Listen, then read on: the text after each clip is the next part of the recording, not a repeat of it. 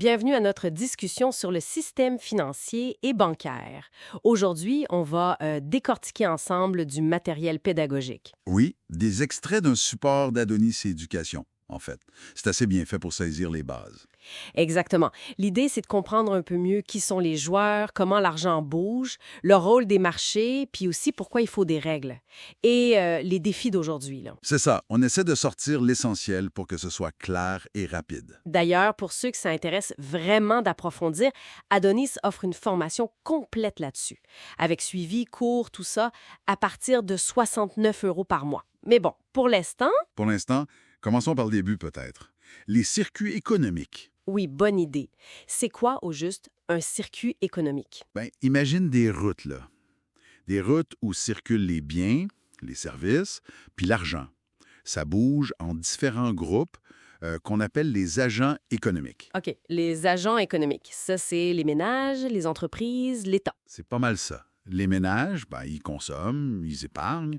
Les entreprises, elles produisent, elles investissent. Mhm. L'État, lui, il régule, il prend les impôts, donne des services. Puis, très important, les institutions financières, les banques surtout. Oui.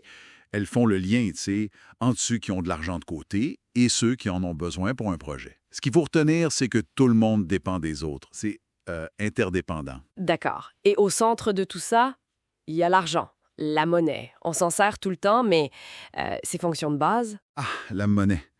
3 fonctions clés. Moyen de paiement, ça c'est évident. Unité de compte pour savoir combien ça vaut. Et réserve de valeur pour garder de l'argent pour plus tard. mais la question qui tue, d'où elle vient, cette monnaie? C'est pas juste la Banque du Canada qui imprime des billets, j'imagine. Non, pas principalement. C'est une excellente question. La majorité de l'argent, en fait, elle est créée par les banques commerciales. Les banques commerciales? Comment? Quand elles accordent un prêt, mettons un prêt hypothécaire, la banque écrit le montant sur votre compte. Pouf, c'est de la nouvelle monnaie. C'est juste une écriture. Fascinant. C'est de la monnaie scripturale, oui. Elle circule ensuite dans l'économie. Et elle circule où, par exemple? Sur les marchés financiers, le fameux marché des capitaux. Exactement. Le marché des capitaux, c'est là que se rencontrent ceux qui cherchent du financement à long terme, comme les entreprises ou les gouvernements, et ceux qui ont de l'argent à placer. C'est là qu'on achète et vend des actions, des obligations, ce genre de choses. C'est ça. Le matériel donnait l'exemple d'Apple, je pense, qui a émis des obligations en 2021 pour racheter ses propres actions. Une façon de lever des fonds. Mais ces marchés, ils sont pas toujours stables, hein? On se souvient 2008? Absolument. La volatilité, c'est inhérent. Et ça montre pourquoi la régulation et la gestion des risques sont si importantes. La régulation, qui s'en occupe? Ça dépend. Au niveau national, ici, on a l'autorité des marchés financiers, l'AMF. En Europe, tu as la Banque centrale européenne, la BCE, qui joue un grand rôle. Leur but, c'est d'assurer la stabilité, la transparence, la confiance. On entend souvent parler de réglementation prudentielle. C'est quoi le but, au fond? Protéger l'argent des gens qui déposent à la banque, s'assurer que les banques sont solides, puis éviter qu'un problème dans une banque contamine tout le système, le risque systémique. Là. Ah oui. Et les accords de Bâle III, ça rentre là-dedans? Tout à fait. Bâle 3, ça a renforcé les exigences. Les banques doivent avoir plus de capital, plus de liquidité. Le ratio LCR, par exemple. LCR.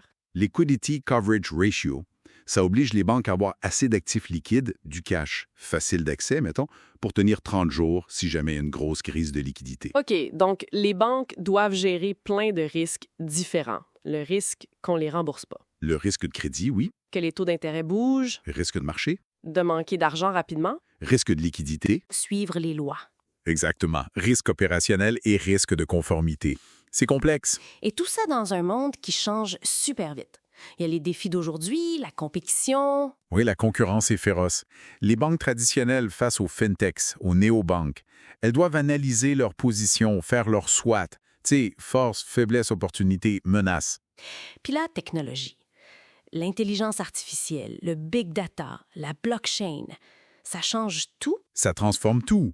L'IA pour personnaliser, le big data pour mieux comprendre les clients, la blockchain pour sécuriser. Ça pousse les banques à innover, à chercher la croissance, parfois en achetant d'autres entreprises ou en offrant de nouveaux services. La diversification. Oui. Et un autre gros morceau, c'est la responsabilité sociétale des entreprises, la RSE. Ah, les critères ESG. Environnement, social, gouvernance.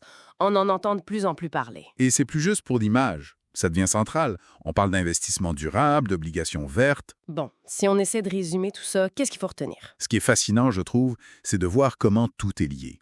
Les agents économiques, la monnaie, les marchés.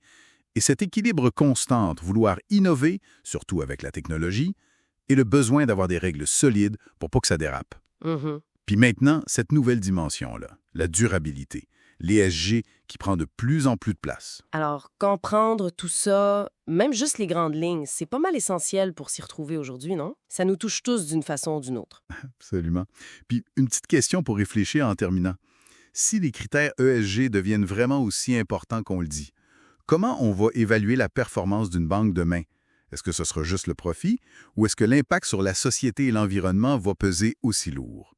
C'est une excellente question pour l'avenir. Et pour ceux qui veulent continuer à creuser, je rappelle que le matériel d'Adonis Éducation qu'on a survolé est dans leur formation complète, mais on peut aussi le trouver sur lalib.fr. Merci beaucoup d'avoir été avec nous.